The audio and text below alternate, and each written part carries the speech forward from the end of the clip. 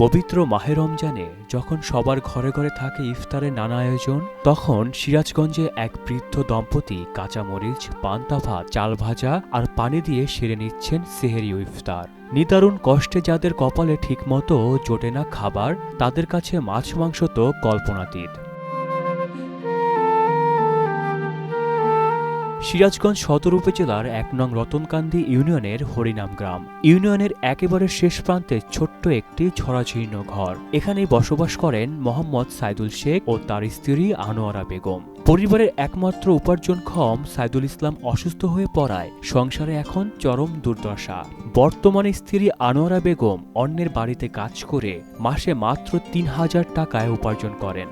সেই টাকায় কোনো মতে চলে সংসার। পবিত্র মাহে রমজানে যেখানে ইফতারের টেবিলে থাকে নানা আয়োজন, সেখানে এই দম্পতির ইফতার হয় চাল ভাজা, পান্তা ভাত ও পানি দিয়ে। মাসের পর মাস তাদের ভাগ্যে জোটেনি গরুর মাংস, মুরগি, এমনকি মাছ বা ডিম। আনোয়ারা বেগম বলেন, স্বামী অসুস্থ, আমি ২-৩ বাড়িতে কাজ করি, ৩,০০০ টাকা পাই। সেই টাকায় সংসার চলে না। কখনো পান্তা, কখনো চাল ভাজা খেয়ে সেহরি ইফতার করি। আমার কোনো ইফতারি নাই। আল্লাহ খালি চাল দিয়েও ছাড়ি, খালি পানি দিয়েও ছাড়ি, খালি ফানপা দিয়েও ছাড়ি, দেশের যে আল্লাহ মাফা সবাই ছাড়ি। এই যে জানাচ্ছি আমি এখন তালা মাছ কেবা হরে কোয়া হাম না, গোস্ত কেবা কোয়া হাম না, কোনো গোস্তই না, মুরগিও না, গরুও না, কিছুই না। শুধু খাবারের কষ্ট নয়, বাসস্থানের অবস্থাও শোচনীয়। ঘরের টিন ও বেড়া এতটাই নষ্ট যে ভেতর থেকে দেখা যায় আকাশ। টপ টপ করে পড়ে বৃষ্টির পানি। সাইদুল শেখ জানান, বৃষ্টি হলে ঘুমাতে পারি না, পানি পড়ে। সবাই যখন ঘুমায় আমরা তখন জাগি। আমার ঘর দেওয়ার মতো তো কোনো প্রতিষ্ঠান আমার নাই, নিজের কামাই নাই। আমি এখন কী করে চলি? আমার চলা খুব কঠিন হয়ে গেছে, খুবই কঠিন। ঘর দেওয়ার কেমন করে দেবো? আর ভাঙ্গা ঘর, বৃষ্টি এসেও বিপদ থাকে। এলাকাবাসী জানান, রতনকান্দি ইউনিয়নে এমন অসহায় পরিবার আর দেখেননি তারা। গ্রামটি ইউনিয়নের শেষ প্রান্তে হওয়ায় সরকারি সুবিধা থেকেও অনেকটাই বঞ্চিত বলে অভিযোগ তাদের। এদের কোনো কিছুই নাই। এই যে ঘর বাড়ি সব ভাঙ্গা, একদম গরিব বলতে কি বোঝায়?